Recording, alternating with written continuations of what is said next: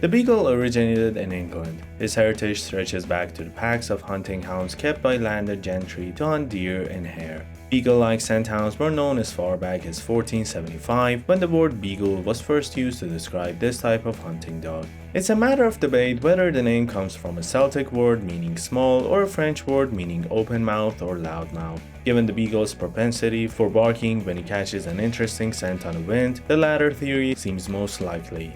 Early beagles looked different depending on the type of ground over which they were expected to hunt. Houndsmen who lived in the gentle countryside of southern England produced slow and ponderous dogs. Beagles from the rougher terrain of Britain's border with Scotland were agile with lots of endurance. In the early 19th century, breeders worked to standardize the breed so they would have a more uniform appearance and temperament. But even today, they aren't that different from the beagles of 200 years ago. If one of these dogs were to come forward into the future, you would still recognize him as a beagle, and the same is true if a modern beagle were to be transported to the past. Known as the chien de berger, the Malinois is often seen riding in a police car. This herding breed from Belgium, as he takes his name from the town of Malin, does not have a well-known history before the late 19th century and the late 1800s. He may have been helping shepherds care for flocks for centuries, but it wasn't until 1891, in a burst of national enthusiasm, that Belgian herding dogs were divided into types and given different names. The short-haired Malinois became quite popular as a herder, and his abilities were later turned to police and military work. Photos of police dog trials in 1903 showed the Malinois climbing 10-foot ladders and performing other displays of agility. It's not surprising that many of the dogs were conscripted during the World War I. The American Kennel Club accepted the breed in 1911, calling them Belgian sheepdogs and not separating them by coat type.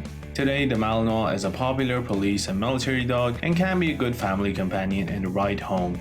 Beagles are happy, outgoing, and loving. They're often described as having a merry temperament, but they're also known for their mischievous nature. Beagles like to have their own way, and they can be naughty, determined, and stubborn in their efforts to get what they want, which is usually food. Start training early, be patient and consistent, and one day you will wake up to find you live with a great dog. But even so, there are a few beagle behaviors that you should expect to live with throughout his life. They are part and parcel of being a beagle, and nothing you do will change them. Everything a beagle does somehow leads back to his nose. His powerful sense of smell overcomes any good sense you might have tried to instill and tells the beagle to escape from the yard or break into the dog food bag in the pantry or see what's in the trash. Beagles will sing along to sirens, give tongue when they are hunting, and bark when strangers come to the door. But they aren't usually nuisance barkers unless they are bored or lonely. If you don't live out in a country where no one else is around to hear his drawn-out bark, keep your beagle occupied with toys, the company of other animals, or best of all, your presence, so he doesn't feel the need to serenade the neighborhood. Beagles like to do what they want to do, not necessarily what you want them to do. They're true masters when it comes to selective hearing. If a beagle isn't interested in the request you've made, as commands are futile with this breed, it will simply ignore you or wander off. That can be frustrating if you're not prepared for it. Successfully living with a beagle means making everything a game, one that will hold his attention. As for eating, well, beagles will try to eat anything. They're professional food thieves and they will eat anything that even looks like it might be food, including things that you wouldn't imagine would interest them. If nothing else, living with a beagle will teach you, your spouse, and your kids not to leave food of any kind within a beagle's nose range. I should note that your beagle's personality will also be affected by the kind of breeder who produces. Before we continue, please consider hitting that like and subscribe button as it would mean a lot. Thanks. The Malinois is a serious working dog, but that doesn't mean he isn't lively and full of fun. He is a happy and affectionate companion who's known for a sense of humor. He will play with the kids as well as protect them, but as a herding dog with a strong prey drive, he may instinctively chase children who are running. Do not allow this. Work with your trainer to teach him a strong, calm, downstay or leave it command that you can use to stop this behavior. Always supervise play when children are around. He can get along well with cats and other dogs if he's raised with them since puppyhood, but tends to be on the bossy side. Some Malinois are not cat safe because of their high prey drive. The Malinois is a great companion for a runner, jogger, or bicyclist. With that said, you will probably run out of steam before he does. While a Malinois may easily run for 5 miles or more, make sure to have your dog examined by your veterinarian before embarking on any exercise program. If your dog is free from any physical or medical conditions that could limit exercise, take him on strenuous hikes or let him run alongside your bicycle. A fenced yard is also essential for helping him get the exercise he needs in a safely confined area. He'll enjoy fetch games and will chase a ball or flying disc for as long as you can throw it. Agility, fly ball, obedience, rally, and tracking are just a few of the dog sports in which he excels. The Malinois loves games and is often described as having a high play drive.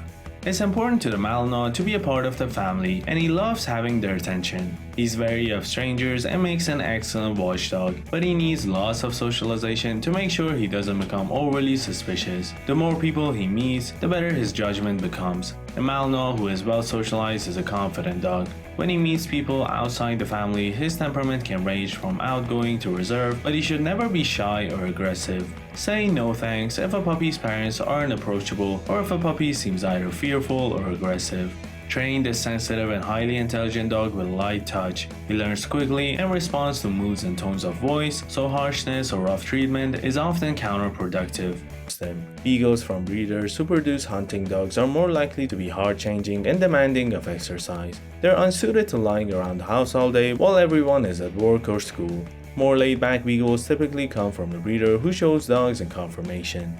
Beagles are generally healthy, but certain health problems can affect them if the breeders aren't careful about performing health checks. These include hip dysplasia, which is a genetic malformation of the hip socket, and certain types of heart conditions. Despite good breeding, Beagles may experience tears of anterior cruciate ligament, also known as ACL, which can require surgical repair, and intervertebral disc disease, a spinal problem that can make movement painful and may require surgical repair.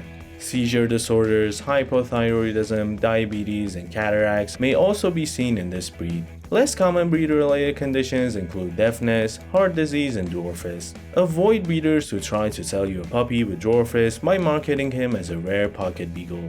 Dwarf Beagles often have physical deformities such as a shortened neck, crooked legs, or a broader skull, and are often more prone to chronic arthritis. Not all of these conditions are detectable in a growing puppy, and it's impossible to predict whether an animal will be free of these maladies or not, which is why you must find a reputable breeder who is committed to breeding the healthiest animals possible.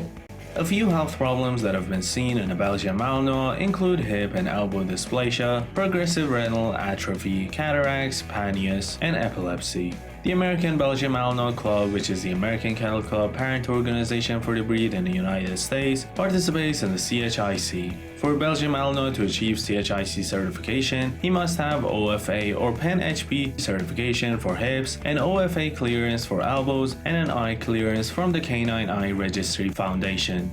Beagles are easy care dogs who don't need a lot of fancy grooming. A good going over with a hound mitt once or twice a week removes dead hairs and helps keep them from migrating to clothing and furniture. And here's the bad news: Beagles shed year-round. The good news is, unless your Beagle rolls in something stinky, which honestly is a strong possibility, he shouldn't need a bath more than 3 or 4 times a year. Keep your Beagle's droopy ears clean with a solution recommended by your veterinarian. Don't use cotton swabs inside the ear as they can push gunk further down it, and wipe out the ear with a cotton ball, never going deeper than the first knuckle of your finger. Trim his nails regularly, usually every couple of weeks, as they should never be so long that you hear them clicking on the floor. The Malinois has a short, straight coat that sheds heavily. The coat is heavy around the neck and on the tail and near the back of the thighs. Brush it at least weekly to remove dead hair and distribute skin holes. Brush a little more often to help keep loose hair from landing on your floor, furniture, and clothing. Bathe him only as needed. The rest is basic care. Trim the nails as needed, usually once a month, and good dental hygiene is important, so brush the teeth frequently for good overall health and fresh breath. Check the ears weekly for dirt, redness, or a bad odor that can indicate an infection. If the ears look dirty, wipe them out with a cotton ball dampened with a gentle ear cleaner recommended by your veterinarian. It's best to introduce your dog to grooming at an early age so he will accept it gracefully. Alright guys, which one do you think you'll get? Tell me down in the comments.